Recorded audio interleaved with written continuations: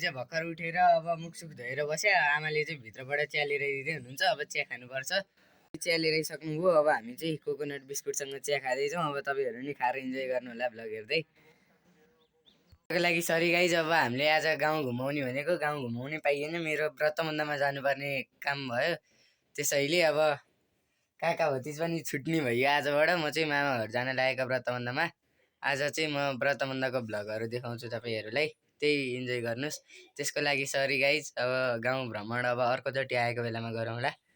म व्रतबन्धमा जानको लागि लुगा लगाउँदैछु। यो चाहिँ मेरो आउटफिट भयो। अब म व्रतबन्धमा गएर व्रतबन्धको भ्लगहरू देखाउँछु। अब चाहिँ म जान लागेको चाहिँ म घरबाट बिदा भएर अब व्रतबन्धतिर जान लागेको। गाइज म चाहिँ हिँड्दा हिँड्दै बाटोमा पुगिसकेँ। यताको भ्यू चाहिँ यस्तो छ है। उता चाहिँ मेरो गाउँ छ।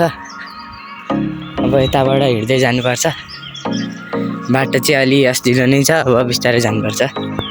गाइज बाटो चाहिँ यस्तो छ है, बिस्तारै हिँडेर जानुपर्छ। यसलाई चाहिँ यो ठाउँलाई चाहिँ बराबर भन्छ। अनि त्यो पिपलको रुखमा चाहिँ हामी दसैँमा पिङ हाल्छौँ। अनि यता चाहिँ रमाइलो हुन्छ, यता पिङ हाल्छौँ। यताको भ्यू हेर्दै पिङ खेल्नलाई मजा आउँछ।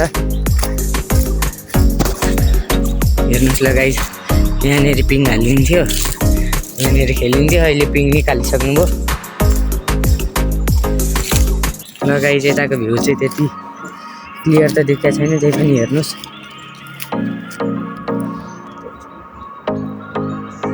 त्यता चाहिँ हाम्रो बारीहरू छ।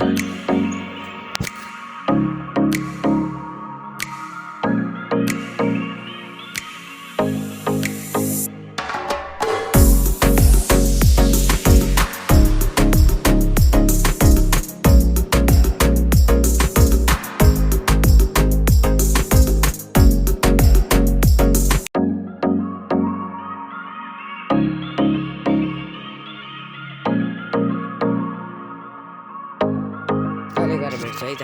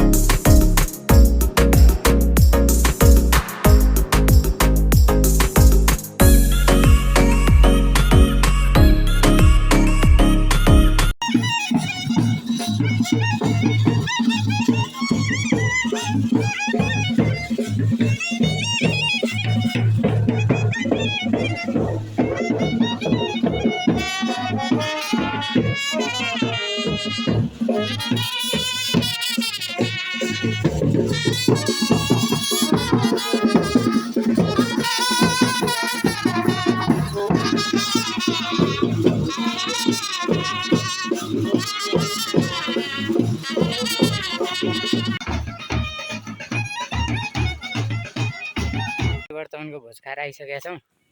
त्यहाँ चाहिँ धेरै भिड थियो, त्यही भएर त्यति बनाउनु पाइएन।